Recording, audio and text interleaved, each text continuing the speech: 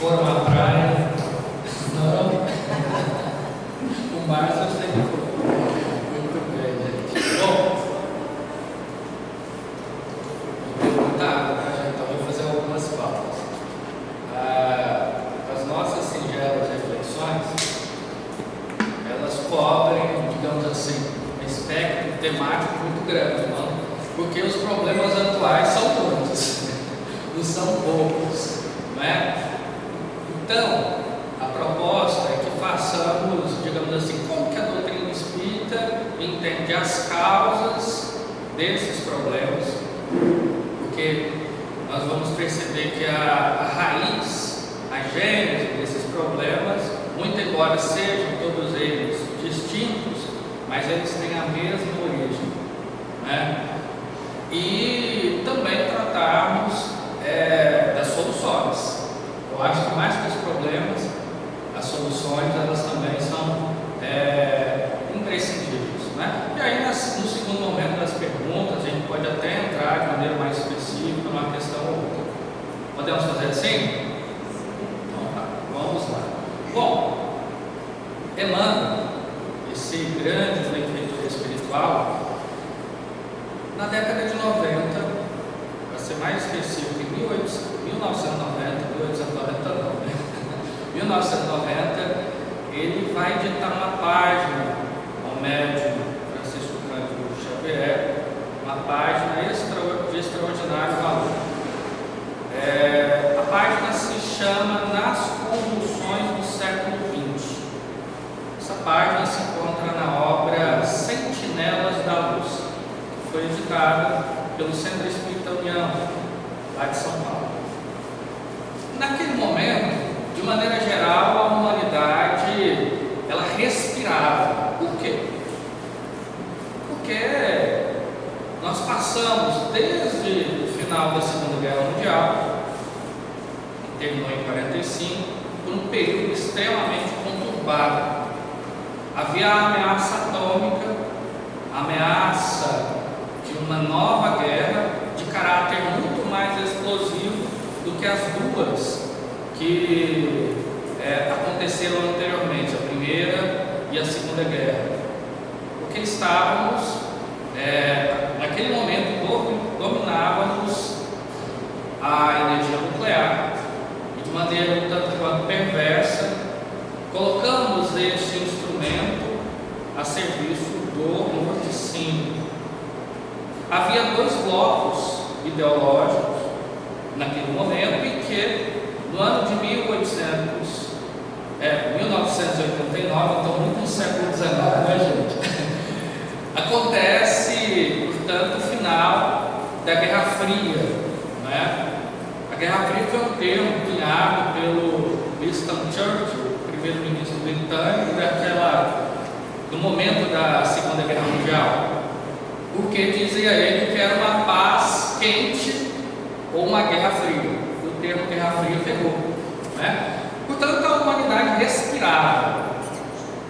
Parecia que havíamos chegado na solução de todos os problemas, né? Um bloco havia saído vitorioso, a grande ameaça havia passado, o homem havia conquistado o espaço sideral, os meios de comunicação eles avançaram como nunca, né? Claro que não igual hoje, mas já naquele período tínhamos, por exemplo, os celulares, que era um verdadeiro tijolo, não é? Mas eu não sou desse tempo não, tá, gente? Mas me disseram que era assim. E então respirávamos. E Emmanuel, de maneira cirúrgica, ele diz que ainda faltava, digamos assim, os últimos ares. Havia ainda muito aqui conquistar e espiar. Essa página parecia, inclusive para alguns companheiros, um tanto quanto distoante, porque afinal de contas não era exatamente o clima do momento, mas com todo grande benfeitor da humanidade, eles seu pensamento ele transcende o momento. O nosso olhar meramente humano, ele muitas das vezes nem entende o momento que estamos atravessando. Veja lá, fazer um diagnóstico daquilo que virá. E hoje, passado acho que 23 anos, eu sou de humanas, eu não sou bom de matemática, mas acho que é isso. O que acontece? Percebemos com muita clareza que Emmanuel estava muito certo. Nós vivemos uma crise generalizada, nos mais variados aspectos, no campo da economia, no campo das relações, da afetividade, da educação, da família, no campo da política, no campo da cultura, da própria ciência. Porque o momento hoje, para muitos sociólogos, por exemplo, é de uma profunda exaustão. Nós podemos dizer que temos muito, possuímos muito, mas ainda nos falta aquilo que é essencial, que é a conquista de nós mesmos. Então, nós vamos fazer o seguinte: entender o momento que nós estamos vivendo, como se diz, como é que nós chegamos até aqui, não é? E que momento é esse? E qual que é a visão da doutrina espírita? Tá certo? Então vamos lá. Bom, o momento que nós estamos atravessando, ele é caracterizado como a chamada pós-modernidade, não é? Para existir uma pós-modernidade, tem que haver a modernidade. Então vamos começar por aí. O que vem a ser a modernidade? O que significa isso? Não é? E o que a doutrina espírita tem a ver com isso tudo? Modernidade foi um termo cunhado pelos iluministas franceses. Inclusive o próprio termo iluminismo foram eles que inventaram. Por quê? O período histórico anterior era da Idade Média, que eles chamavam de Idade das Trevas. Porque naquele momento da Idade Média, que começa ali no declínio do Império Romano, até o início da modernidade, com as grandes navegações, nós tínhamos um momento em que a religião ditava tudo. O que é o bem e o mal, o que é o certo e o errado, o que é a verdade, o que é a mentira, tudo é mediado pela religião. E claro, o seu principal sacerdote, que era o Papa. Então, se o Papa decidisse que, como se diz, Paulo é pedra, pronto. A partir daquele momento, todo mundo que dissesse que Paulo não era pedra, ia para a fogueira. Basicamente era isso.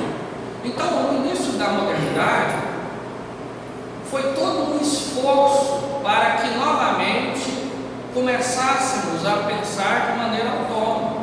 Cada um podia, a partir da sua reflexão, entender o que é o certo, o que é o errado, o que é o bem, o que é o mal. Não havia mais a necessidade de alguém que mediasse isso para nós. Inclusive que dissesse qual seria a nossa destinação, se iríamos para o céu ou para o inferno. E a humanidade então começa a avançar com novas possibilidades de progresso. Por exemplo, a ciência. Começa da filosofia, nós temos na figura de René Descartes. Ele escreveu uma obra importantíssima para a ciência, que é o Discurso do Método. E a partir desse momento, começa a sair, se inaugurar um novo momento com essas ciências. Então, começa a surgir a medicina, e pela primeira vez não era pecado, por exemplo, abrir um corpo humano para buscar uma terapêutica. E começa a partir daí de então, os primeiros processos cirúrgicos, muito embora os árabes já fizessem isso, até mesmo na Idade Média, Começa a surgir o estudo do universo, do cosmos, a astronomia, com, por exemplo, John Kepler, Galileu Galilei, que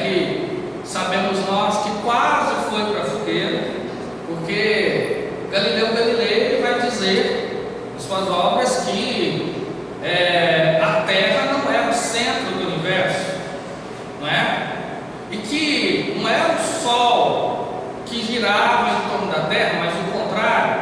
E aí, o clero achou isso um absurdo e chamou ele para conversar, né?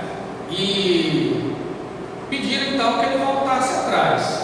E ele voltou, mas dizem que quando ele estava ali sendo interrogado, no final, quando ele sai, ele diz assim: bom, mas que ela gira, né? Teimoso que é. Começa a surgir as ciências humanas, a sociologia que descobre o homem social, a psicologia, a psicanálise, com a descoberta, por exemplo, do inconsciente, feita por Freud, vai descobrir o homem psíquico, que para além do estado de consciência, existiam estados outros que, de certa forma, impulsionavam as nossas atitudes, as nossas reflexões. Começa então o estudo em torno da biologia, da evolução das espécies, com Charles Darwin, e aí nós temos o homem biológico.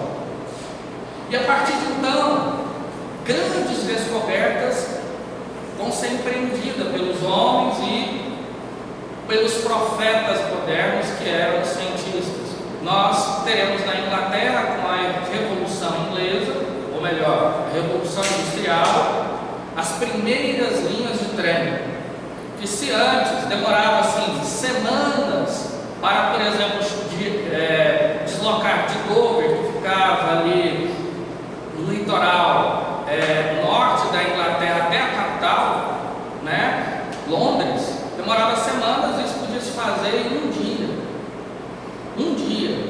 O telégrafo, que é bem da época de Allan Kardec, ele até usa, ele se apropria do termo, ele vai te falar dessa questão da transmissão do pensamento, né, como a telegrafia, né, do pensamento, que antes demorava meses, às vezes para chegar uma correspondência entre Nova York e Londres, no mesmo dia já chegava ali do outro lado do oceano uma comunicação. Então as coisas vão avançando, mas aí os filósofos pós-modernos, né, esse termo foi cunhado por um filósofo, o François Lyotard, que ele vai justamente no final dos anos 80 perceber que havia um pessimismo em torno da modernidade. Porque qual era a grande aposta da modernidade? É que a razão, ela seria capaz de resolver todos os problemas humanos através da ciência. Resolveria a fome, resolveria as doenças, resolveria até mesmo, apostavam alguns, o problema da morte. O homem, na modernidade, ele se emancipa da natureza. Por quê? A natureza, ela nos controlava. Se acontecesse qualquer fenômeno, nós estávamos refém a isso. Uma peste, não é? Um maremoto, um terremoto, poderia acontecer uma fome em larga escala e a espécie humana provavelmente desapareceria. Mas isso a ciência, em boa medida, ela conseguiu resolver. Hoje, através da agronomia, por exemplo, da genética, nós somos capazes de ter grandes plantações, coisas em larguíssima escala, alimentar um número grande de pessoas. Mas, curiosamente, o mundo ainda tem fome.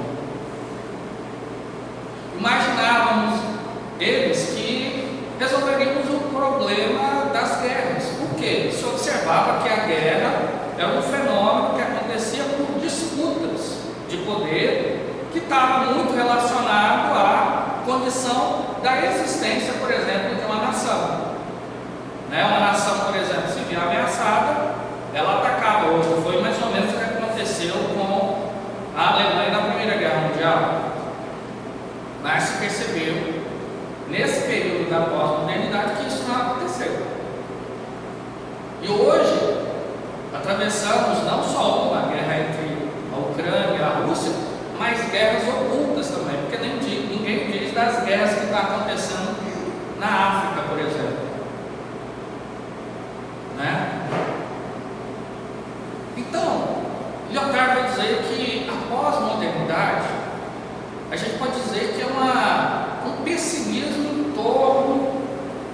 dessa proposta, né, da modernidade, ou seja, que a razão, que a ciência resolveria tudo. Primeiro, por uma questão em torno da verdade. Nesse momento, né, quando os grandes iluministas escreviam, né, Francis Bacon é inglês, não é francês, né, mas Rousseau, Voltaire, eles imaginavam que alcançaríamos a verdade una, ou seja, a grande verdade. Mas aí na pós-modernidade acontece uma coisa muito curiosa, que é a seguinte: ele vai dizer uma frase que explica tudo isso. Ele diz assim: quem me aprova é uma boa prova. Ou seja, quem prova que eu, apresentando todas as provas, isso é uma boa prova. Porque ele vai dizer o seguinte: um filósofo como Immanuel Kant, ele escreve pautado na verdade, mas chega Hegel e diz: não, tem alguma coisa na obra de Kant que não é bem verdade. Então quem está com a verdade? É daí que começa a surgir, muito mais à frente, o conceito de pós-verdade, né? Mas não só isso. Ele vai dizer: bom, nós construímos muitas coisas, mas com isso também começa a surgir, com esse progresso, tragédias. Esse primeiro momento é um pouco pessimista, mas depois teremos muita esperança. Nós vamos chegar lá. Então ele diz assim: bom, nós inventamos com isso os grandes navios, por exemplo o Titanic. Mas com o Titanic também surgem os naufrágios em larga escala. Chegamos à era da aviação, mas também com ela surgiu o desastre aéreo. Evoluímos muito em torno da química e da física. A física alcançou o mundo subatômico e dominou esse mundo. Mas com isso também acontece Hiroshima e Nagasaki.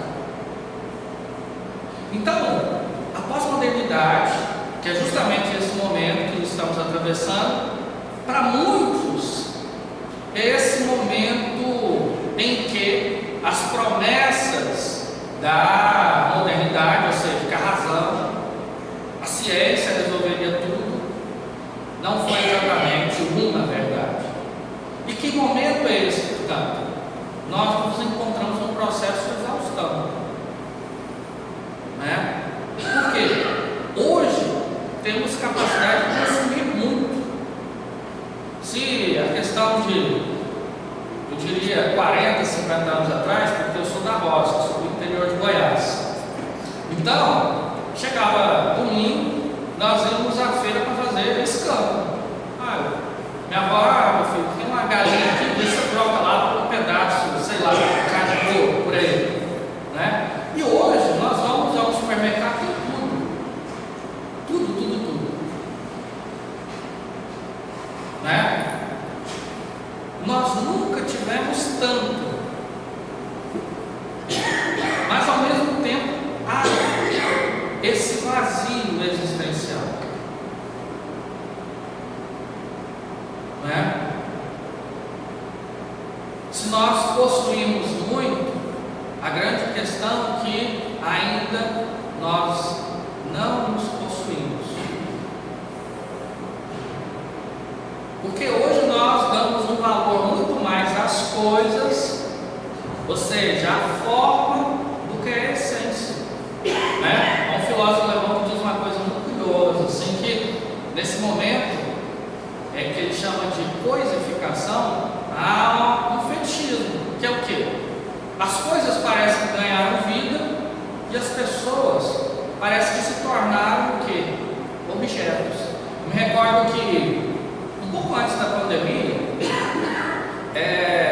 um fotógrafo da agência de notícias inglesa BBC, ele estava em Nova York, era inverno, estava fazendo muito frio, e ele achou muito curioso porque havia uma fila enorme, mas muito grande de pessoas que estavam ali 24 horas antes do lançamento de um aparelho celular. Nem preciso falar quero comprar esse aparelho. E a foto dele é muito curiosa porque a grande motivação das pessoas estavam ali reunidas para comprar um objeto. Todo mundo ali expectante, tentando entender quais seriam as novidades do aparelho, né? E naturalmente fariam o descarte daquele anterior. Mas o que era chocante e as lentes desse fotógrafo conseguiu capturar é que naquela mesma calçada onde estavam milhares de pessoas, havia também pessoas que estavam dormindo no frio, muito provavelmente com fome, na calçada do relento. E aí, olha só, a motivação das pessoas não era o fato de ter pessoas dormindo ao relento, passando fome, mas era o fato de comprar um objeto que muito provavelmente no ano seguinte eles iriam o quê? Descartar, em busca de um novo aparelho. Então, é os objetos tentando preencher o vazio. Nós damos quase que vida a eles, né? A gente acorda com um aparelho, passa o dia todo com ele, dorme e às vezes até acorda de madrugada para saber se tem alguma notificação, não é? É o momento que nós vivemos. Há uma ânsia sempre por novidade, uma novidade exterior. Por quê? Nesse momento há pouca vida interior. O que é vida interior? É tão interessante que um dos principais sintomas desse momento é que nós não conseguimos ficar conosco mesmo. Quando a gente chega em casa, não há nada mais para fazer, e o tédio nos alcança, a gente sempre tem uma distração fora de nós. Assistir alguma coisa, ver alguma coisa no celular, a maioria das vezes buscando novidades. O que está acontecendo no mundo? Mas no nosso mundo, o que está acontecendo? Bom, então, para entendermos isso, é preciso que possamos ir a Allan Kardec. Eu falando mal do aparelho e vou usar ele agora. Por quê? Allan Kardec, na obra A Gênese, nós vamos encontrar uma comunicação. Essas duas comunicações, na verdade, elas foram inseridas por Allan Kardec a partir da segunda edição da obra. A primeira edição sai em março de 68 e essas duas comunicações foram recebidas lá na Sociedade Espírita de Paris em novembro de 68.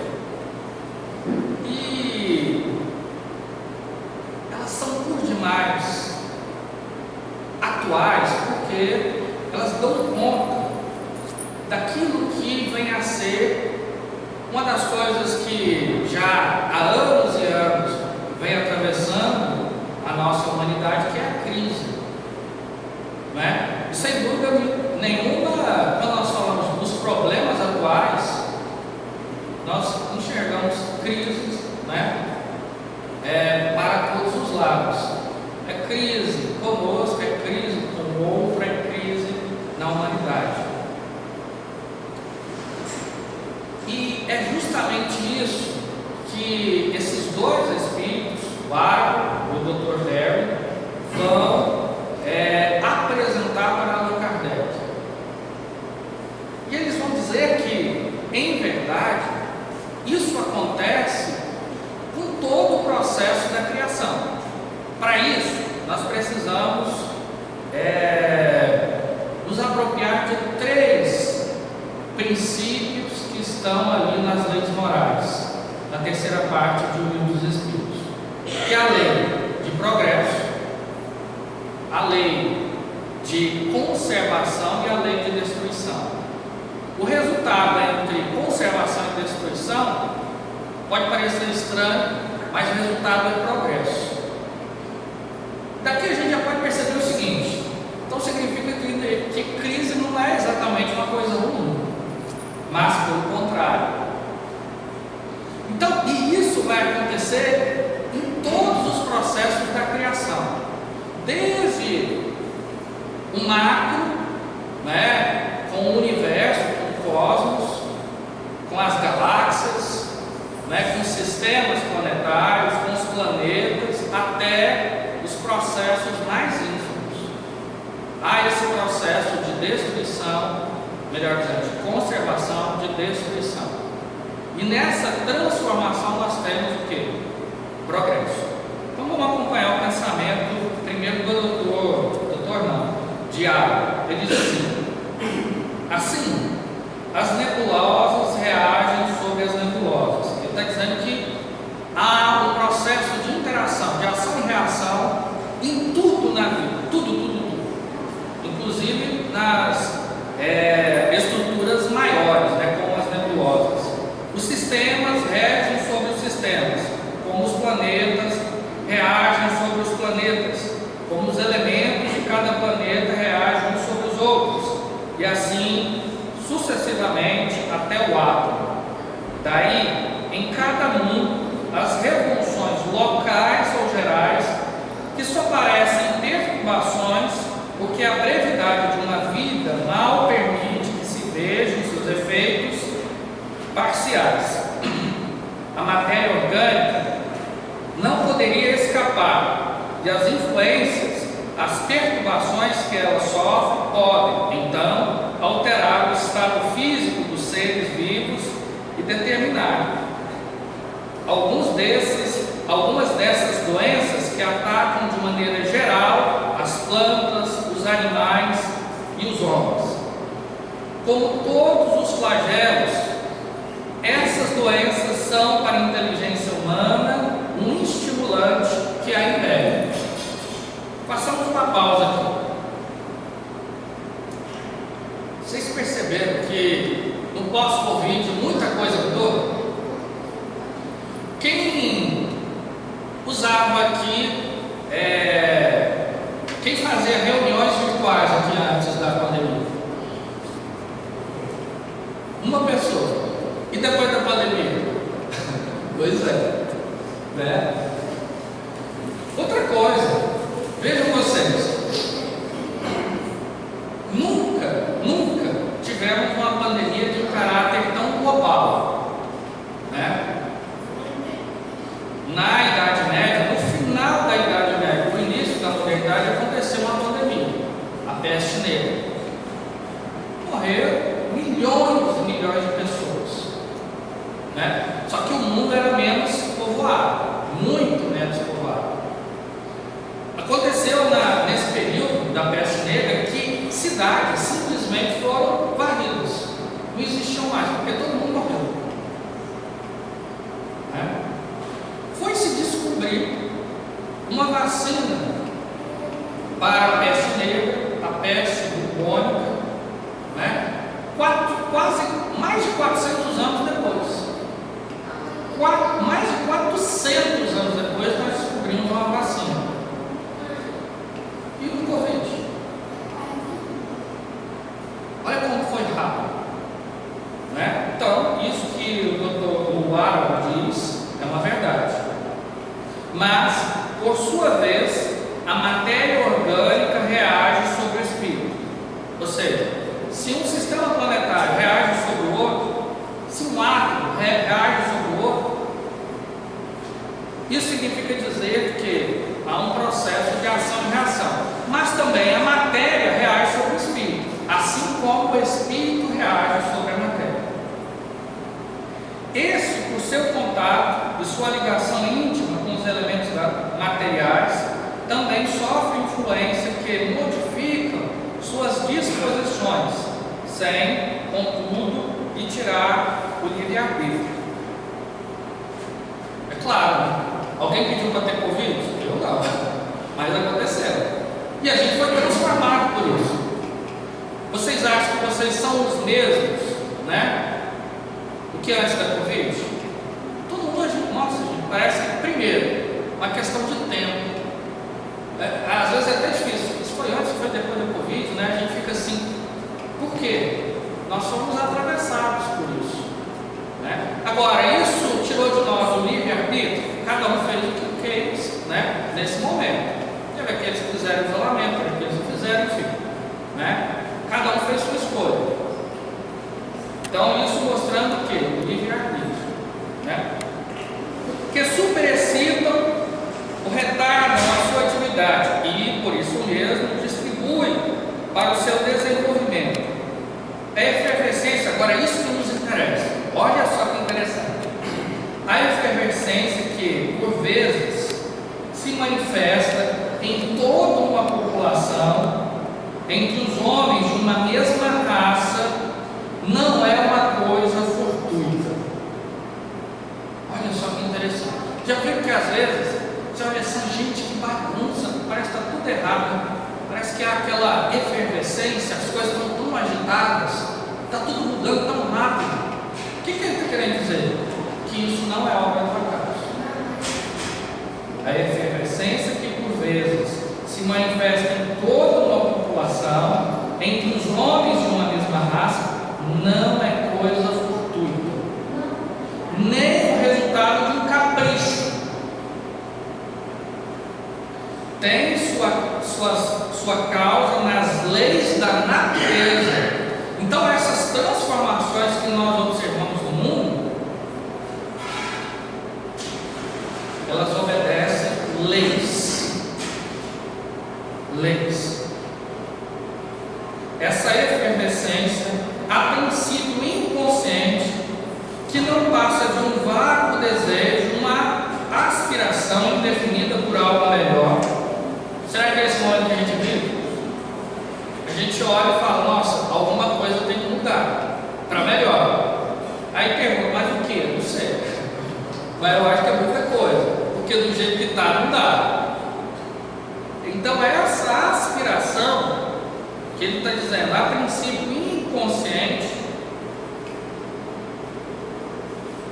uma necessidade de mudança traduz-se por uma agitação súbita, que depois, por atos que levam às revoluções morais, as quais, crede-me o bem, também tem sua periodicidade.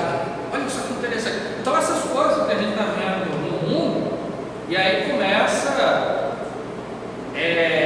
o princípio da esperança. Primeiro, é regido por leis naturais. Quem criou essas leis? Deus. Bom, Deus é perfeito? Então, gente, eu desconfio que o mundo está desgovernado, não. E mais, não só por lei, mas o que ele está dizendo que é mais interessante, elas têm uma periodicidade. Então, até o momento que elas começam e elas terminam, elas obedecem a uma lei que rege esse tempo. Esse tempo.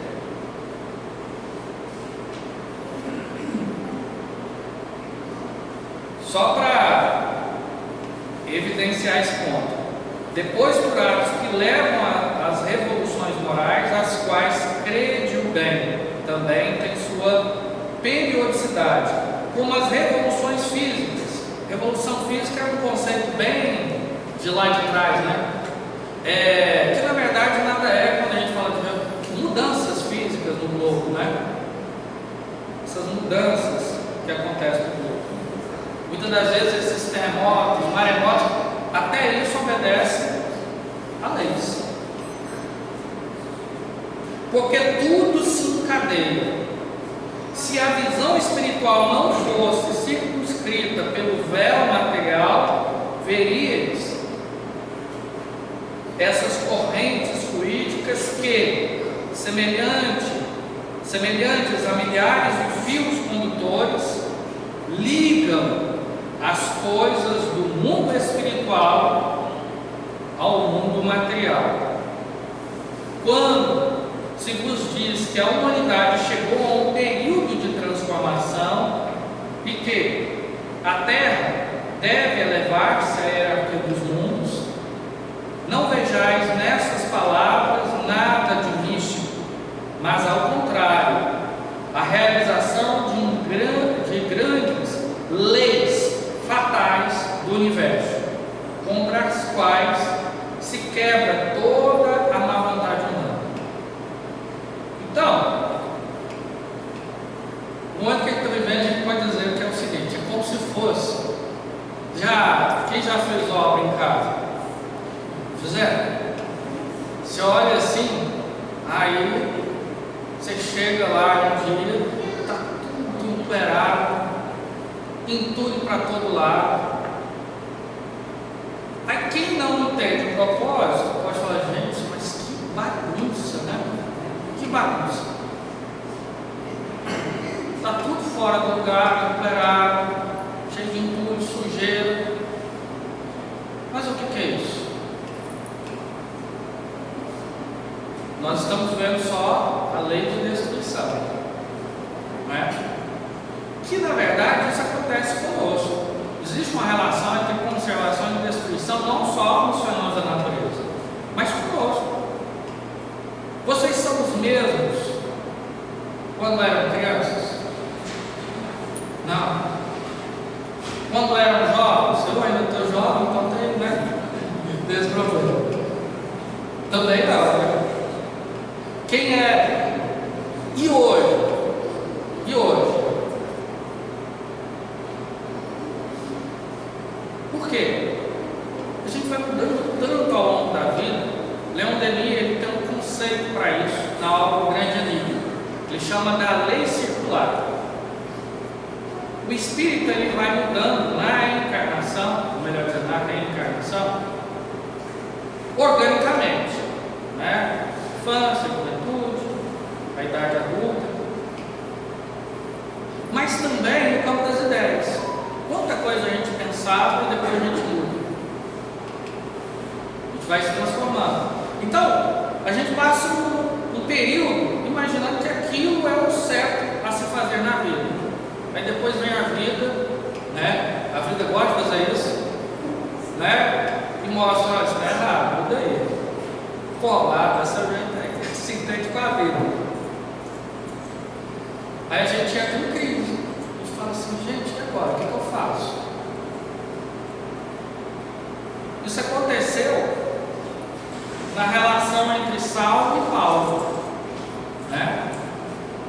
Saulo imaginava que ele estava com a verdade e que aquele povo lá da casa do caminho era todo um bando de arruaceiro, que gostava de pobre, que seguia um jovem que Nazareno que foi crucificado porque dizia que era rei, embora ele não tenha dito isso, né?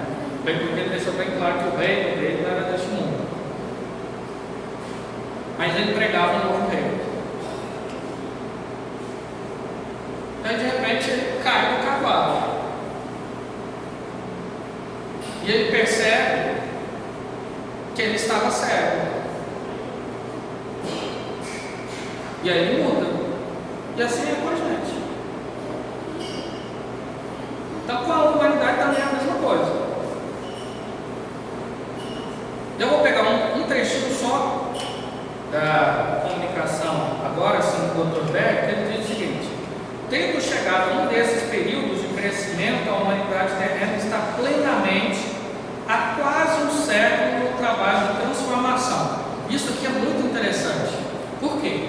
Nessa comunicação do Emmanuel, né, nas convulsões do século XX, ele vai dizer a mesma coisa. Porque ele vai dizer o seguinte: vejam vocês, essa comunicação, essa aqui do Dr. Berg, foi dada em novembro de 1868. O que estava acontecendo no mundo quase um século atrás? Revolução Francesa. 1789. E aí, o Emmanuel vai dizer que esse período de transformação, nessa comunicação, começa justamente no período da Revolução Francesa. Olha só que interessante.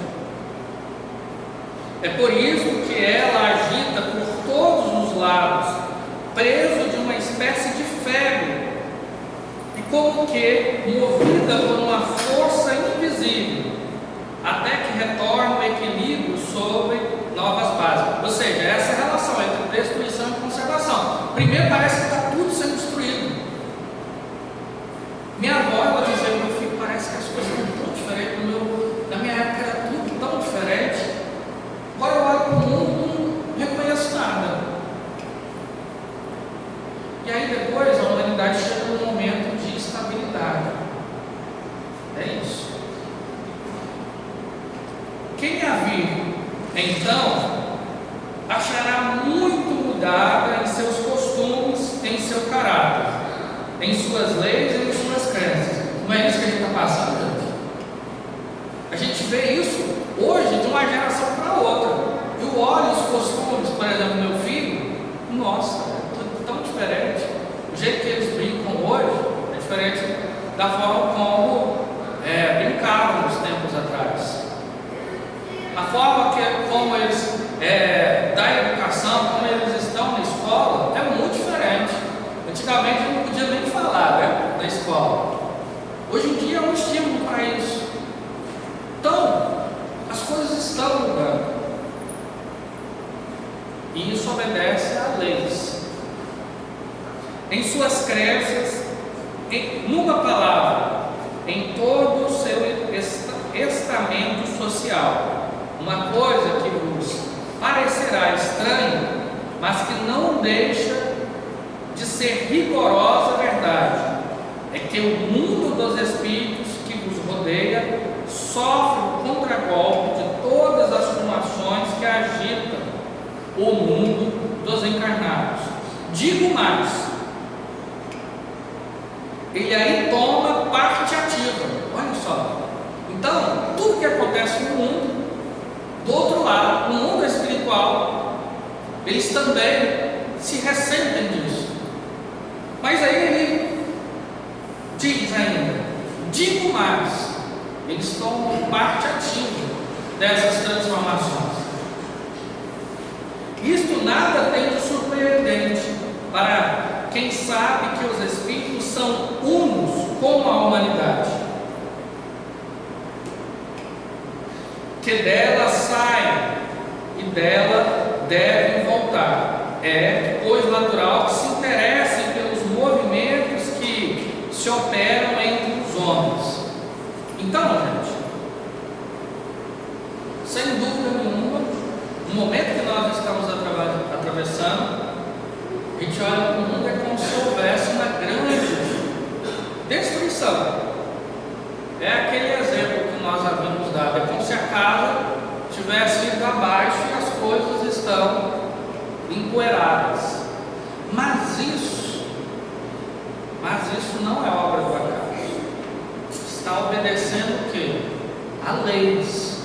Então todos os problemas, todos os desafios que nós estamos atravessando, eles estão obedecendo a leis. Leis que ditam o início e o fim, as motivações. Por quê? O resultado de tudo isso, mais à frente, será progresso. Né? Existe, é como se fosse assim, um pêndulo. É o pêndulo. Já viram? Né? Vai para um lado. Aí o que acontece? Muitas das vezes uma coisa, ela vai até... E às vezes acontece isso com o mundo. A gente olha para determinadas coisas e parece tão estranhas, mas depois elas voltam para o ponto de equilíbrio. Então, o olhar da doutrina espírita para todos os problemas que têm a origem no próprio espírito humano, o espírito que está em processo de evolução, e para que o espírito evolua, ele precisa atravessar as transformações, né, entre um ponto e outro.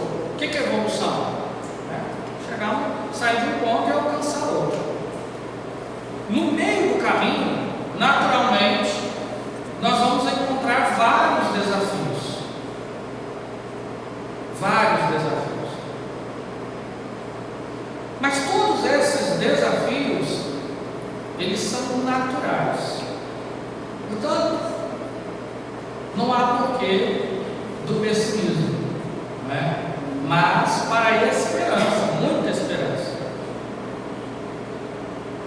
Porque tudo isso vai resultar em um mundo melhor. Tem como dizer assim, quando vai acontecer isso? Não sei. Nem Jesus quis falar para os apóstolos, né? Quando ele estava lá, ele fez o sermão profético. Não, o sermão profético não. Ele fala sobre a destruição lá do templo de Jerusalém, né? Ele está lá, olhando aquilo. Aí todos eles muito empolgados, né? O templo de Salomão, na verdade não era o templo de Salomão, o segundo templo, né? Salomão fez o templo, e depois, na época da invasão dos babilônios, eles destruíram, depois reconstruíram. Aí era um templo belíssimo, grande, né? E os discípulos, a maioria deles eram da Galiléia, né? Nunca tinham ido a Jerusalém e ficaram maravilhados. Aí Jesus olha assim e fala: olha, vai ficar pedra sobre pedra, né?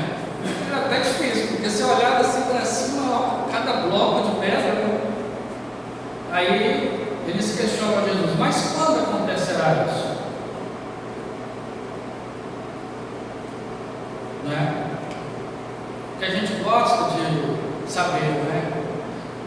É claro, mas Jesus, e aí ele fala, né? Começa lá o sermão profético, está em Mateus, se não estou enganado, capítulo 24, ele faz toda uma análise, né? E ele fala destes tempos. Uma coisa que me marca sempre quando eu leio o sermão profético é assim, quando ele fala que nesse tempo o coração de muitos se esfriará por ver o tamanho da abominação, né? Depois João, no Apocalipse, ele vai aprofundar isso. É porque o nosso coração ainda ele está preso ao nosso tempo. Mas quando nós vamos ao encontro do Espírito, que não está submetido à realidade do espaço-tempo, aí sim nós encontramos as motivações para a esperança. É por isso que esse momento de crise existencial, de vazio existencial, ele só pode ser preenchido pelas coisas do Espírito. Não é as coisas materiais que irá nos devolver o contentamento e preencher os dramas que a nossa humanidade atravessa. Por quê? Nós somos espíritos. Como diz um grande teólogo e filósofo francês, de Sardan, ele diz assim: nós não somos seres materiais em uma existência espiritual. Nós somos seres espirituais atravessando uma vida material. Ou seja, a direção, nesse caso, faz toda a diferença, né? Então, aquela lógica, a ordem dos tratores não altera o viaduto, nesse caso altera sim. Como que nós estamos olhando para a vida? É com o olhar do Espírito, em uma realidade transitória material, ou como seres meramente materiais. Então, quando Jesus, no Sermão do Monte, após terminar as bem-aventuranças, Ele vai nos dar o sentido existencial para a felicidade. E vai dizer que os pássaros do céu, eles não fiam e não tecem, porém se vestem melhor que as roupas de Salomão. Os lírios do campo, melhor dizendo, falei besteira. Os lírios do campo, estes sim, não fiam e nem tecem, mas se vestem de luz, em vestes muito mais belas que os de Salomão. E os pássaros do céu, que não semeiam, não plantam e não colhem, né? Mas sempre tem o que comer. O primeiro princípio, portanto, é dessa esperança. Mas aí Jesus aprofunda isso e vai nos dizer que primeiro tratemos das coisas do Espírito.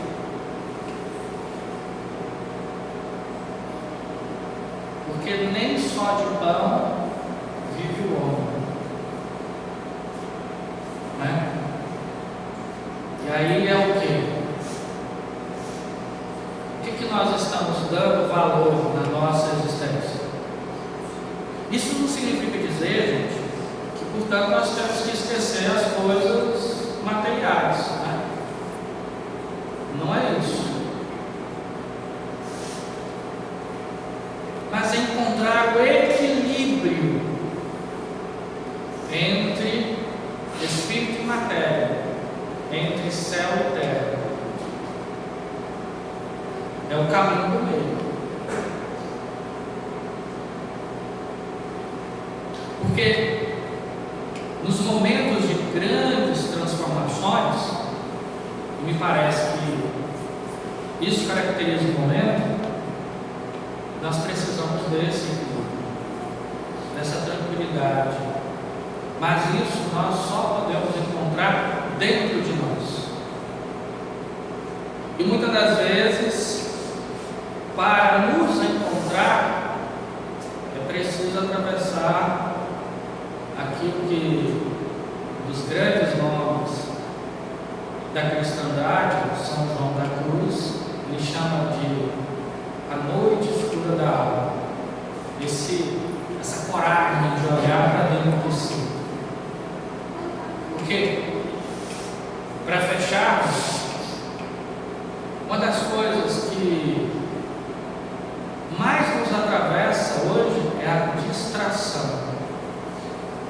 Nós vivemos distraídos. Primeiramente nós mesmos.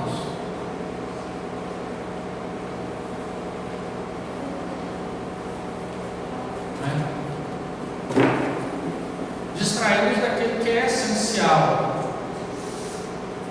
Porque hoje nós temos tanta informação, mas tão pouco conhecimento e principalmente sabedoria.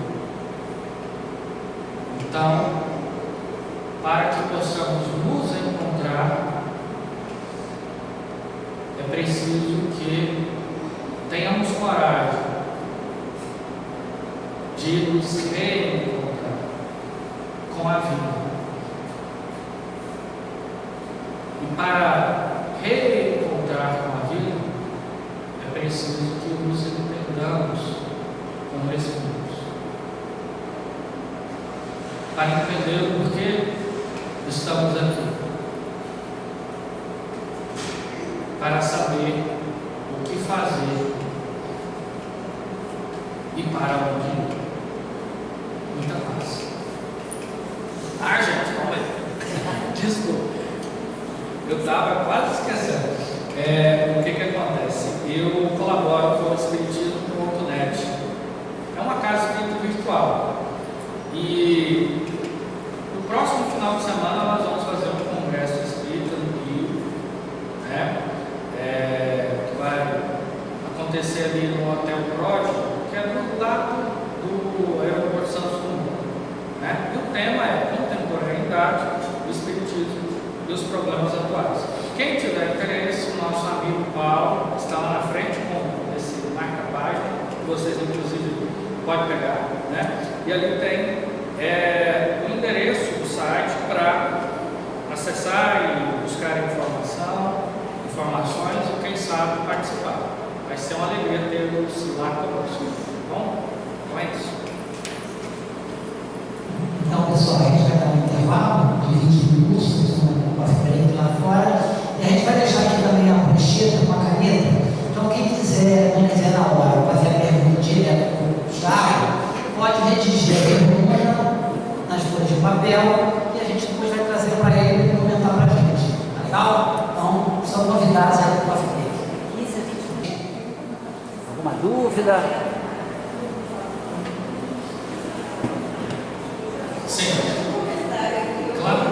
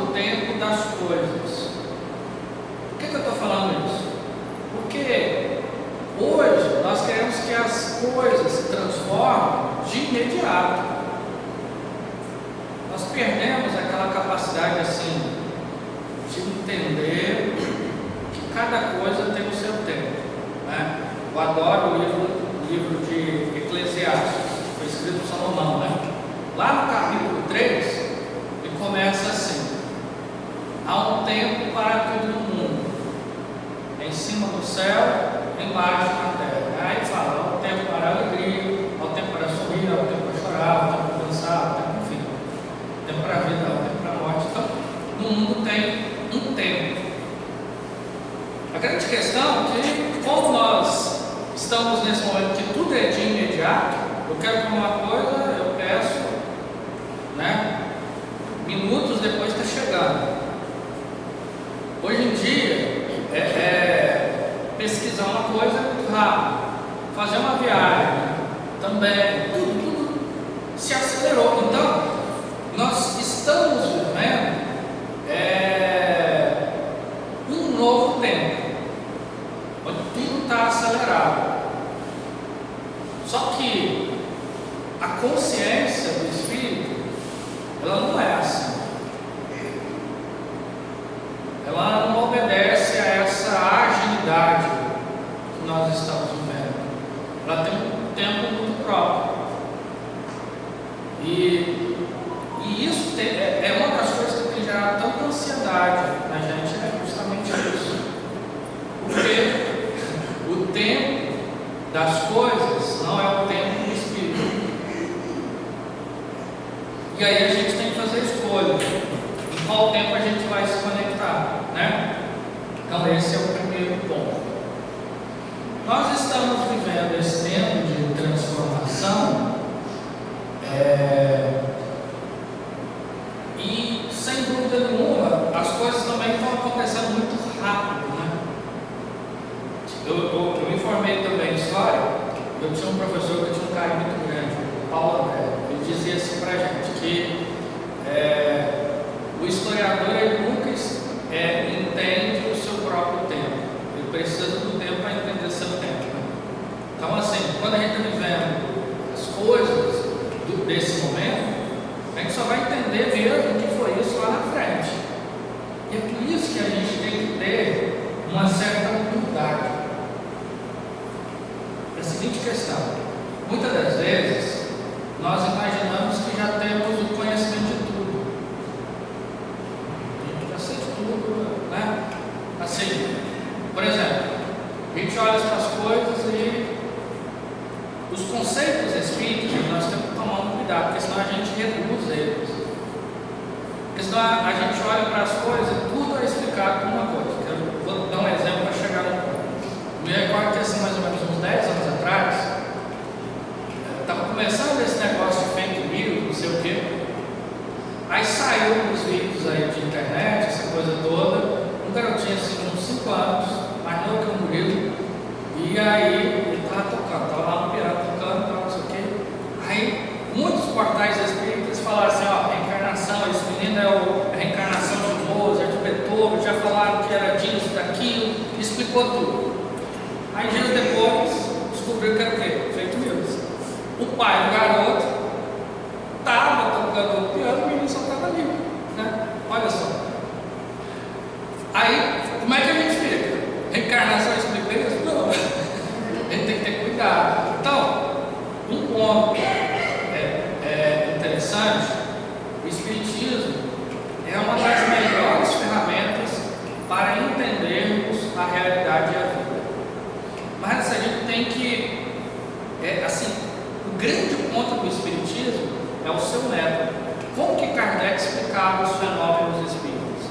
Se nós formos no capítulo do método, no livro dos métodos, capítulo 3, Kardec parte das explicações materiais para as espirituais. Então, tem uma batida, não, vamos investigar para ver se aquilo tem uma causa material, para aí sim chegar nas causas espirituais.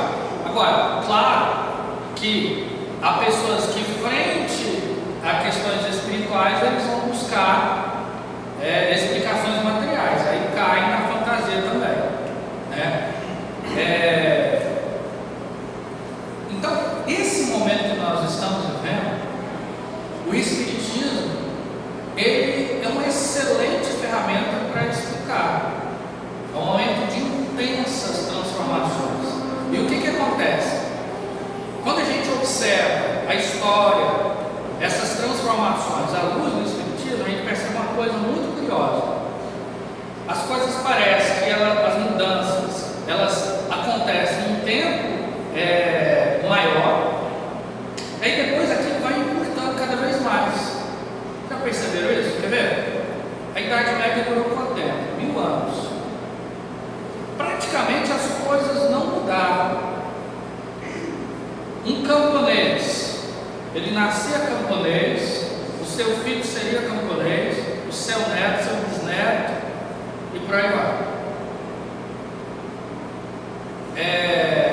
Alguém que nascia na nobreza, a mesma coisa. O que você tinha de tecnologia na Idade Média? Nem livro, nem imprensa nós tínhamos. Nem imprensa. A imprensa, 1500 e pouco, com Gutenberg, quando ele imprimiu o primeiro livro, que foi a Bíblia. Hoje em dia, se a gente for pegar as formas para ler um livro, nós temos o livro físico, que é o que eu gosto. Você tem celular, você tem Kindle, você tem... E a gente não sabe o que mais vai ter. Então, as transformações, elas vão acontecendo num tempo cada vez mais curto. E aí, que nós precisamos dessa tranquilidade para entender, para ser, digamos assim, aqueles que estão a dispor da transformação real, que é sempre a transformação do espírito, que às vezes nós nos prendemos aquilo que é muito acessório, né? Que é muito acessório. Não significa dizer que as coisas do mundo, elas têm importância. Mas a grande questão é saber dar a importância exata para essas coisas. Por que eu estou falando isso? Porque nesses momentos de grandes transformações, a gente fica preso a questões que são muito acessórias.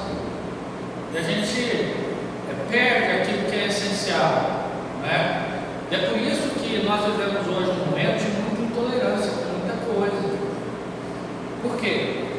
Nós nos imaginamos donos da verdade e a gente vê uma coisa nova e está errada. No meu tempo não era assim, né? E a gente precisa de calma para entender as coisas. E calma, reflexão, né?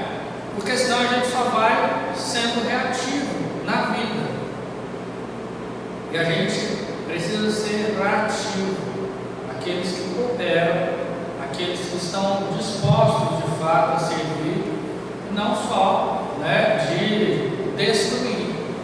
A destruição ela tem um papel, né? Aí a gente pega aquela passagem que está em Lucas e Mateus, né, que Jesus fala que é preciso que venha um escândalo, mas vai daquele que vem um escândalo, né? Não sei se respondeu. Sim. Eu queria te fazer, na verdade, duas perguntas. Certo. Você deve conhecer Henry Hobsbawm, historiador inglês, escreveu, acho que foi em 1960, um livro chamado A Era dos Extremos, o breve século XX, que vai do início da Primeira Grande Guerra até a Queda do Muro de Berlim. E ele narra nos trechos do livro que a principal causa desse caos mundial que a gente está vivendo é o egoísmo e a ambição humana. Ele, inclusive, cita que a Primeira Guerra Mundial podia ter sido resolvida diplomaticamente, ocorreu por causa de alguns interesses capitalistas que viviam na época. Então, a primeira pergunta é: que outros fatores estão colaborando com essa questão caótica que a gente está vivendo hoje, além da ambição e do egoísmo? Outra questão que eu achei interessante que você acabou de citar, eu acho que a gente está precisando realmente, na minha opinião, resgatar essa metodologia que Kardec tinha, né, de pesquisa, de entender os fenômenos, os espíritas, etc. Você acha que seria possível usar a casa espírita?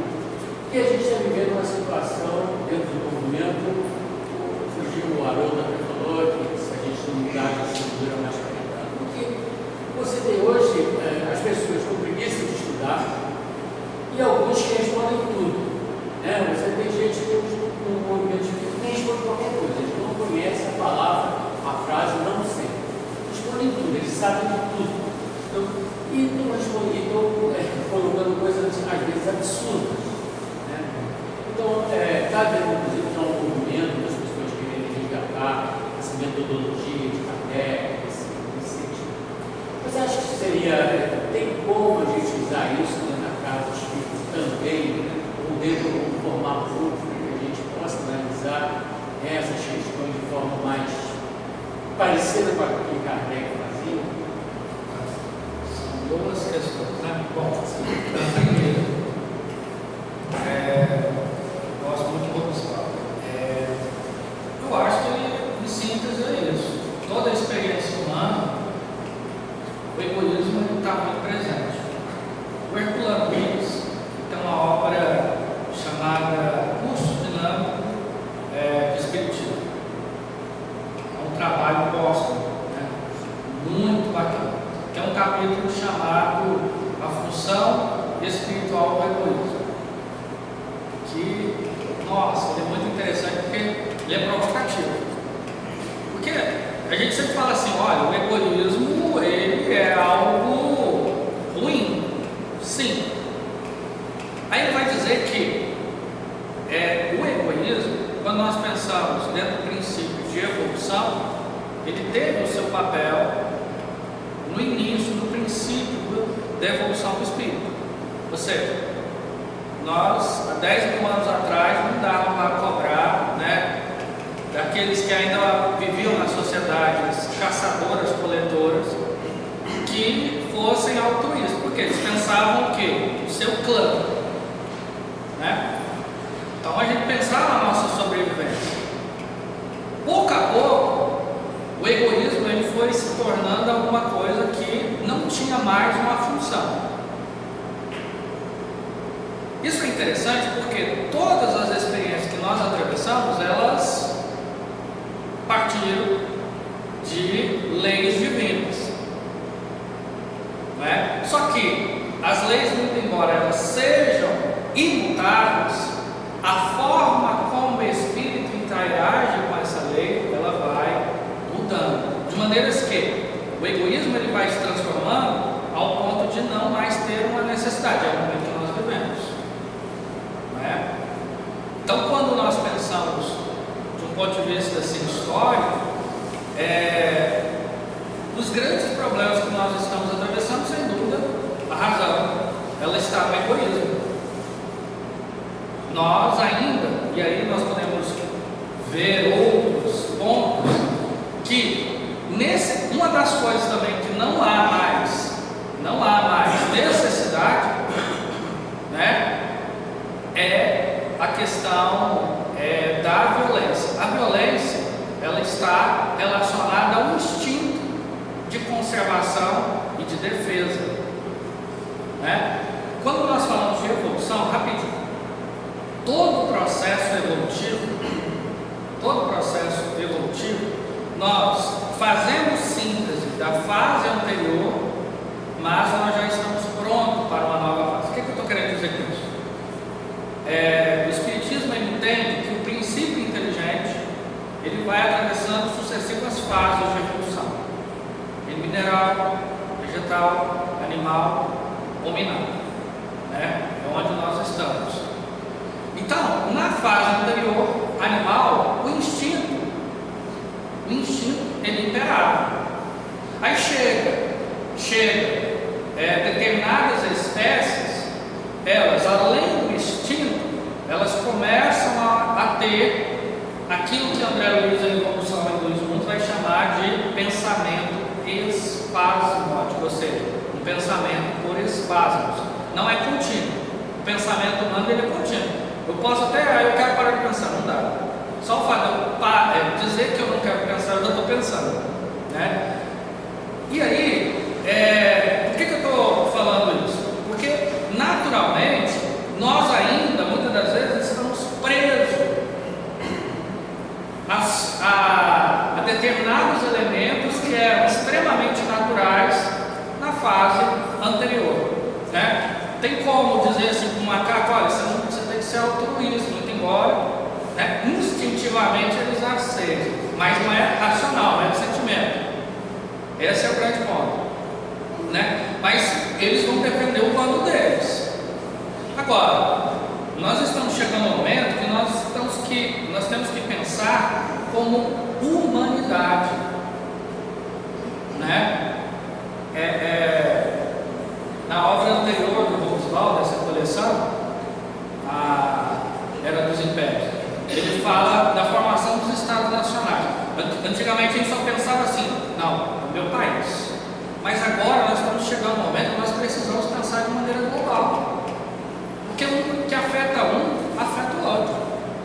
E é assim que a lei vai fazendo com que, pouco a pouco, a gente seja menos egoísta, né? Então, eu acho que tem o egoísmo.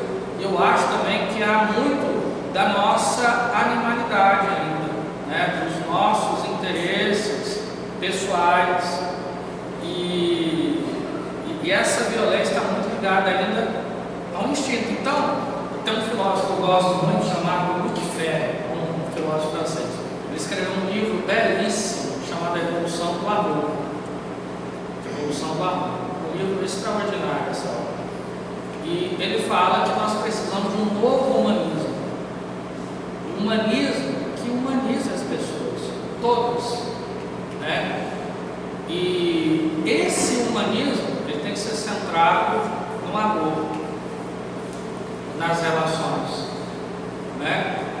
Então, abandonarmos muitas das vezes esse amor utilitário, porque às vezes quando a gente aproxima uma pessoa, a gente, o que eu vou ganhar com isso?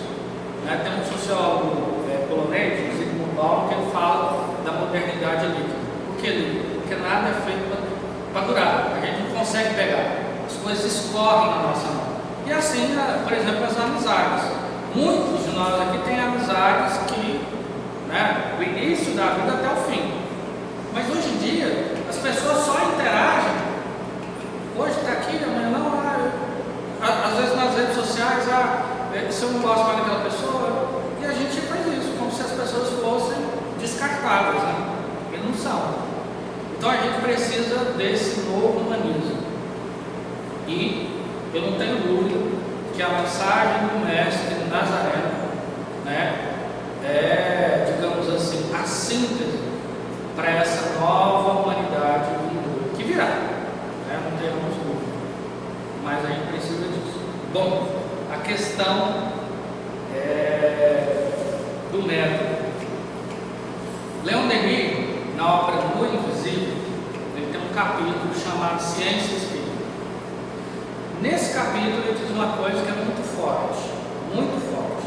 Ele diz assim: o Espiritismo será científico ou não será, né? E aí é preciso que a gente compreenda o seguinte: mas que ciência, né? O Hermínio Miranda, ele vai fazer uma reflexão muito bacana na obra Alquimia da Mente, uma das últimas obras do Hermínio. Ele diz uma coisa bem interessante, porque a ciência de Kardec, que ela estava no seu nascedor, a gente pode dizer na segunda fase da Revolução Científica, que é o positivismo, é o que havia de mais extraordinário na época, né? Que é a ciência dos fatos, a ciência positiva, ou seja, do concreto, do real. Mas a ciência foi se transformando ao longo do tempo. E aí, inclusive, eu conversava com um amigo Paulo, a gente vindo de lá para cá, porque esse espírito de ciência, ele acabou mudando demais. A ciência, ela buscava de fato a verdade, seja o que estivesse por trás. Mas a ciência, ela foi, principalmente depois da Segunda Guerra Mundial, ela foi cada vez mais se tornando materialista. E veja, quando nós falamos de materialismo, nós temos vários materialismos, né? Por exemplo, o materialismo que Kardec tratava era o materialismo do apego à matéria, né? Mas hoje nós vivemos um materialismo que só admite as coisas da matéria, muito embora, claro, essa coisa está mudando. Então, quando a gente fala de ciência espírita, é uma ciência que busca investigar de maneira racional e sistemática o espírito. Coisa essa que a ciência do nosso tempo ainda ela não está totalmente aberta, mas que é fundamental para o nosso movimento. Fundamental. Por quê? O trabalho que Allan Kardec propôs era um trabalho não de crença, mas de racionalidade, de saber. Não é porque eu creio, né? Eu creio porque eu sei. O frontispício de A Gênese, Allan Kardec coloca uma coisa muito interessante, que é: a fé raciocinada é aquela que é capaz de se defrontar com a verdade em todos os tempos da humanidade, face a face com todos os tempos da humanidade. Ou seja, a nossa, quando eu digo assim, olha, a reencarnação, eu acredito na reencarnação, está baseado em fatos, em argumentos. Ah, por que você acredita? Ah, porque não é falar lá do Santo Espírito. Não. É baseado em razão, em fatos, né? Isso é uma coisa que tem uma, assim, que eu diria que é importante a gente recuperar. Agora, onde fazer isso? Certa feita, conversando com a professora Dalva Silva, ela participou durante muito tempo de pesquisas espíritas com o professor Lamartine Palhano Júnior. O professor Lamartine, ele era professor da Universidade Federal do Espírito Santo e fez um trabalho extraordinário em termos de ciência espírita, muito bacana. E ela falou uma coisa, ela falou: olha, nós podemos, por exemplo, nas federativas, né, criar núcleos de investigação.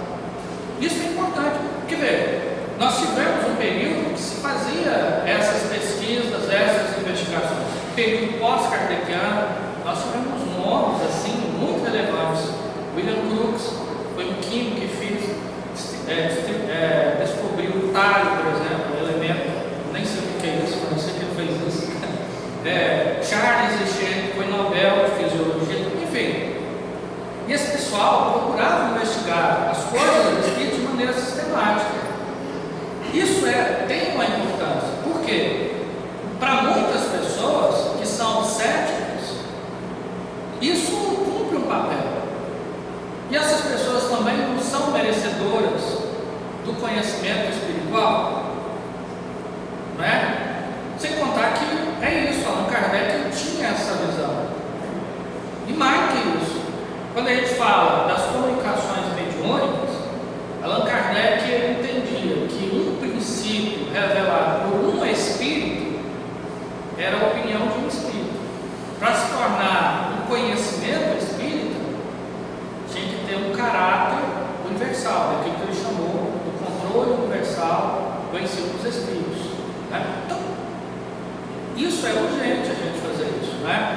E tem frutos, e isso tem bons frutos. Recentemente, dois amigos, eles lançaram uma obra extraordinária, o Alexander Moreira Almeida e o Humberto Schubert Coelho, com a outra companheira, mas que eu não a conheço, mas também tenho ela cara no coração. Eles lançaram uma obra que o impacto dessa obra fora do Brasil está sendo assim extraordinário. Muitas universidades tratando e repercutindo a obra, que trata de um ponto de vista científico das questões espirituais, mediunidade, sobrevivência, reencarnação. O interessante, porque o Alexander Moreira Almeida, ele é professor da Federal lá de Juiz de Fora, ele diz uma coisa muito interessante na aula. Porque assim, a ciência nossa ela é materialista. Nós temos uma ciência, para muitos deveria ser espiritualista. Mas aí o que eles fizeram? Que a ciência, ela não tem que ser partidária. Ela está na busca da verdade, né? Então tem que ser uma ciência que não tenha medo, nem diga que é assim ou que não, mas vamos investigar.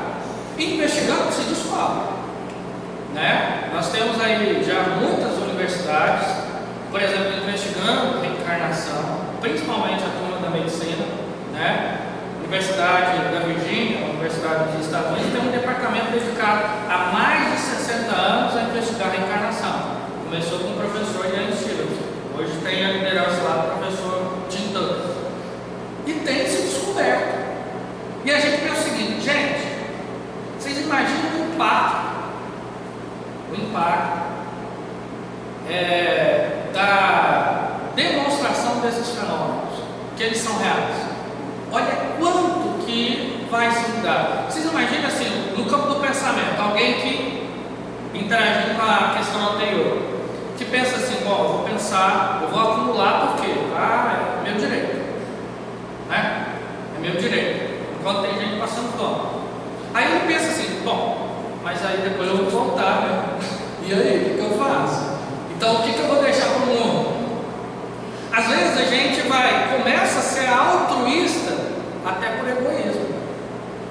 Porque se a gente pensa que, bom, vivamos a vida, é só uma mesmo, então eu vou fazer o que eu quero, mas aí a gente pensa, está demonstrado que não só existe uma sobrevivência da alma, mas eu retorno, e mais, existe uma sobrevivência e tudo aquilo, tal qual o Kardec já tinha demonstrado, desde o Livro dos Espíritos, que é a questão 257 do Livro dos Espíritos, que é o ensaio teórico da sensação dos Espíritos. Desde lá ele fala que nós, no mundo espiritual, vivemos intrinsecamente tal qual nós vivemos na Terra. Ou seja, o que é isso? Eu vou viver do outro lado tal qual eu vivi aqui. E vou sofrer as consequências disso. Não porque Deus vai me punir, ou porque vai ter alguém ali vigiando dizendo, olha, você fez isso. Não, a consciência. Então vocês imaginam o impacto disso. Gente, vai ser um outro mundo. Nós vamos pensar a educação de maneira diferente, nós vamos pensar a ecologia de maneira diferente, nós vamos... Por quê? E aí vocês imaginam, nós vamos ter que pensar tudo em dois planos. Em dois planos.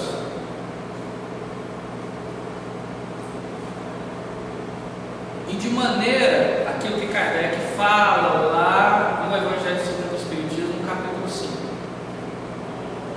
quando ele vai falar do ponto de vista, a forma como nós vamos olhar para o mundo, né?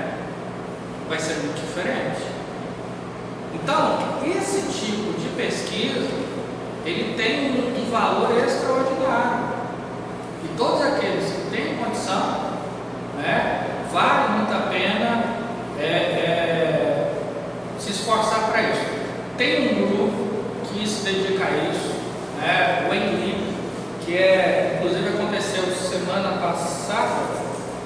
A gente está tão perdido no tempo, né? Eu acho que foi semana passada. Foi semana passada, sim. Em Juiz de Fora, o Enlib, que é o encontro dos pesquisadores, da Liga dos Pesquisadores Espíritas, né? E tem pessoas de todas as áreas que se dedicam à pesquisa, né? Buscando entender qual que é o impacto do Espiritismo, como fazer ciência espírita, né? Porque o método, as bases que Allan Kardec nos trouxe, é o quê? É as bases. Nós precisamos sempre avançar. Claro que, quando a gente fala avançar, é o quê? Para um prédio crescer, ele precisa das bases. Se ele não tiver a base, o que acontece? Vai ruir, né? Então, é importantíssimo que a gente tenha esse olhar também. Eu falei demais. Não, questão. Obrigado. Eu agradeço. Eu vou procurar uma longa. Vai primeiro aqui. Como cada espírito encarnado pode contribuir para passarmos pelo período de mudança, de acordo com as leis naturais? Olha, gente, buscando, assim, parece que é muito lugar comum, mas não é isso, buscando se melhorar, né? É interessante porque, naturalmente, todos nós queremos um mundo melhor, né? Só que quando a gente fala um mundo melhor, existe um meu mundo melhor e um mundo melhor de fato, né? Existe a minha verdade e existe a verdade de fato. Então, primeiro, a gente entender aquilo que é bom para todos. Que mundo é esse que nós queremos? Ele é bom só para mim ou ele é bom para todos? Mas o que há de essencial nisso é fazer os esforços que eu quero ver nesse mundo em mim. Se eu quero que o mundo seja mais generoso, eu tenho que buscar ser generoso. Se eu quero que o mundo seja mais amoroso, eu tenho que ser mais amoroso. Certa feita eu estava conversando na Atendimento Fraterno. Atendimento Fraterno é uma coisa tão bacana, né? A gente encontra cada coisa curiosa, mas é muito bom. Aí tinha uma senhora, nossa, ela estava reclamando tanto do filho, tal. Aí eu estava falando assim, não sei porque ela, dentro daquilo que ela imaginava que era bom do filho, ela falou assim, não, ele grita muito, e ele tem fumado muito. Eu falei, nossa, é mesmo, tal. Aí eu falei assim, bom, como é que a senhora trata com ele? Aí lá pela semana, claro, de vez em quando eu não dou conta, eu grito mesmo. Aí daqui a pouco, quando estava terminando o atendimento fraterno, ela falou, senhor me dá licença, porque, nossa, deu a vontade de fumar. Uai, né? Muitas das vezes, nós projetamos no outro aquilo que incomoda em nós, né? E isso é um fato. Então, por vezes, isso cabe uma avaliação. Se a gente vê só coisa ruim no mundo, talvez essa seja a visão do nosso mundo. Eu acho que são duas coisas: nem o pessimismo, nem um certo otimismo que é muito infantil. O que acontece? Vou tentar traduzir isso em uma história. Minha mãe, em determinado período, a gente trabalhava na feira, uma feira lá, nos domingos, né? Aí tem um dia que eu falei assim, mãe, hoje tem previsão de chuva, não vamos na feira porque vai chover muito. Eu falei, menino, você tem que ser otimista. Como assim? Não, a gente tem que ir, vai dar tudo certo, né? Ânimo. Eu falei, mãe, vai chover, não, que história. A gente tem que ser otimista. E tenho certeza, se a gente ser otimista, não vai chover. Choveu, e muito, perdeu tudo. Então, gente, eu acho que é a esperança, né?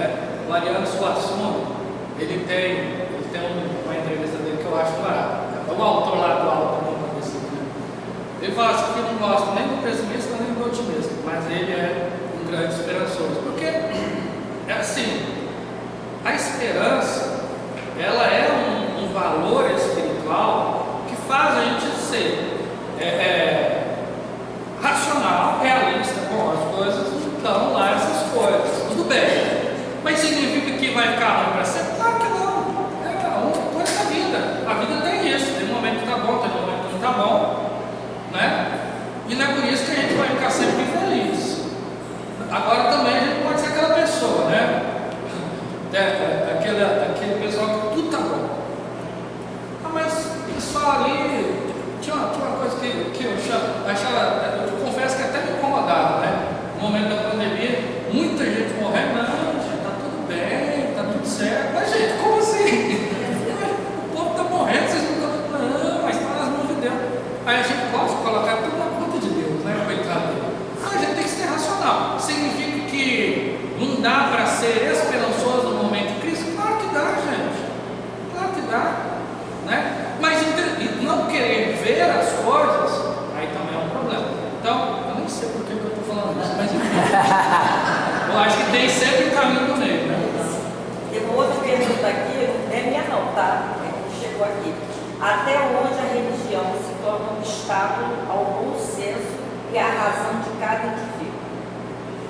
Até que ponto? A religião se torna um obstáculo ao bom senso e à razão de cada indivíduo. Olha, a religião não é um obstáculo. Né?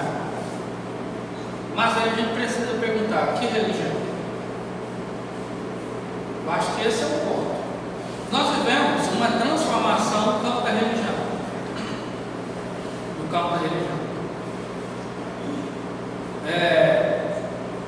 Todo processo, isso nós já falamos, todo processo de crise é acompanhado de grandes transformações. E a religião ela está em crise. Vocês querem ver uma coisa? Olha só que curioso. Antigamente uma pessoa nascia católica, ele iria morrer católico. Mas depois, católico, protestante, depois católico, dizendo no Brasil, católico, protestante, espírita. E hoje, recentemente a Universidade de São Paulo ela fez uma pesquisa, o pessoal da ciência da religião fez uma pesquisa muito interessante com jovens entre 14 e 20 e poucos anos, assim, minha idade, né? E foi, vocês viram, já viram que eu tenho um problema com a idade, né? Pois é. Aí o que acontece? Eles perceberam que mais de 90% dos jovens nessa faixa etária, eles não tinham uma religião, mas nem por isso não tinham religiosidade. Eles diziam assim, bom, às vezes eu gosto de ir na Umbanda, depois na igreja protestante, tenho simpatia por um determinado padre, gosto do budismo. Por quê? Nós estamos num momento de transformação desse conceito de espiritualidade. Há uma frase de Emmanuel que ela é muito cara no meu coração. Ele diz assim, vou rápido. Lá no finalzinho do nosso lar, no prefácio do nosso lar, ele diz assim: nós precisamos do espiritualismo e do espiritismo, mas precisamos muito mais de espiritualidade. Então, quando eu digo que a religião não é um problema, né, a religião dentro de um sentido ideal, ela não é um problema. Mas o que nós fazemos aí sim, eu acho que é um trato. É porque muitas das vezes nós utilizamos a religião para dogmatizar e até mesmo, às vezes, escravizar. Agora, a religião, no sentido profundo, né, a religião é uma palavra latina, religare, significa o quê? Religar. Estar em comunhão. Né? E é esta que é a visão espírita. Quando nós falamos de espiritismo, tem um artigo de Kardec, dezembro de 1868, que o título do artigo é Espiritismo é a religião? Aí Kardec começa de maneira bem interessante, né? Porque ele diz assim, se justificando: eu já disse que várias vezes o espiritismo não é uma religião, mas, né, ele afirma: o espiritismo é uma religião. Aí a gente fala, como assim? Kardec fala uma coisa, depois fala outra? Não. Aí ele vai se justificar, porque o espiritismo, ele é uma religião natural. Não é aquela religião clássica que tem sacerdote, que tem... Não. Até mesmo o templo, a casa espírita é um templo espiritual, mas não é exatamente um templo dos espíritos. Porque nós sabemos que onde está Deus? Porque o templo é um local de cultivo, né? De cultivo da experiência de Deus. Como é que surgem os primeiros templos? Não vai dar nem tempo, mas assim, os primeiros templos é porque a gente imaginava que Deus estava ali. Por exemplo, na tradição hebraica, eles criaram primeiro os templos, eles tinham essa ideia: Deus está ali. Por exemplo, depois da Arca da Aliança, é porque Deus estava representado na Arca da Aliança. Não, Deus está onde? Em todo lugar, né? Enfim. A terceira pergunta é: equilíbrio é diferente para cada pessoa? Sim. Cada um entende de maneira diferente. Isso pode parecer muito relativista, mas não é. Existe o equilíbrio dentro de um ponto. Todas as virtudes, elas existem dentro de um ponto de vista ideal. A verdade é a verdade, o amor é o amor, a caridade é a caridade. Mas cada espírito vai viver isso de maneira diferente, né? Agora, a nossa consciência, ela sabe o que é cada coisa.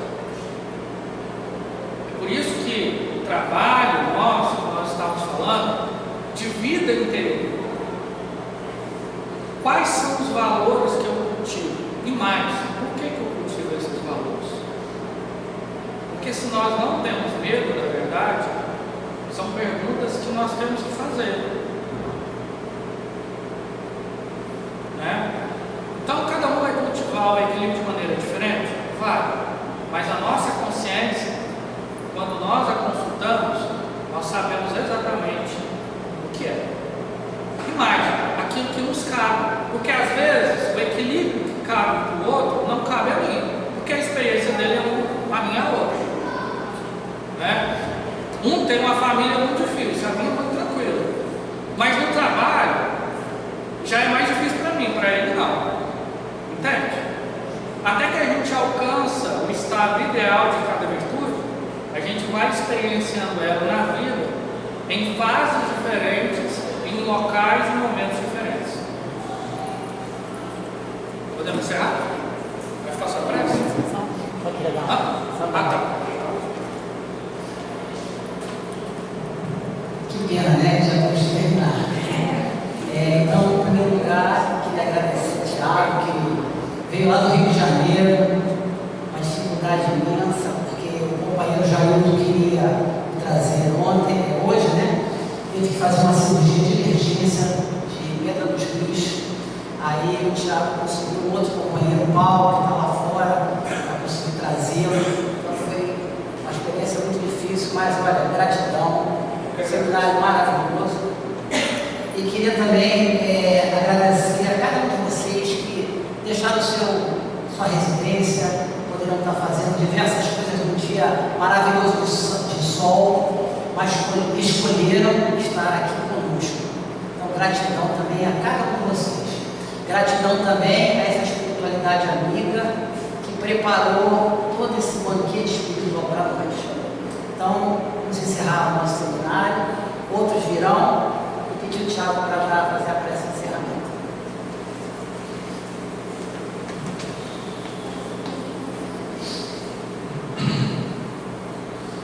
Possamos então nos conectar com a força suprema do universo. Pai de amor, bondade e justiça. Aqui estamos em comunhão de sentimentos e pensamentos, buscando no íntimo do coração a tua presença amiga e benfazeja. Ó Pai, que possamos aprender a amar um pouco mais, a sermos tolerantes e cultivarmos o perdão, a harmonia, que nos momentos de dificuldades e dor, que possamos ter no Evangelho de Cristo a mensagem para o nosso caminho, para as nossas dores. Pedimos também em favor de todos aqueles que sofrem, os que estão nos presídios, nas drogas, atravessando as dificuldades das doenças, das dores que afligem a alma, que todos esses recebam o teu preventivo, amparo e amor. Que possamos sair daqui fortalecidos e em paz.